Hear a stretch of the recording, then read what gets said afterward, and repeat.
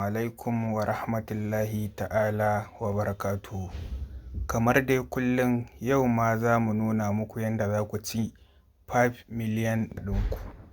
Da farko za ku zo ƙasa gurin mine ku danna, sannan za ku je ku nemi P2P trading.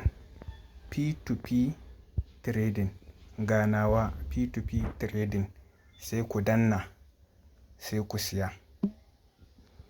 Daga nan za ku je Gempi, ina ga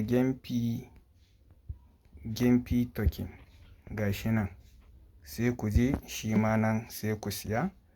Sai ku je kuma special, kuka je special za ku nemi idan kuka je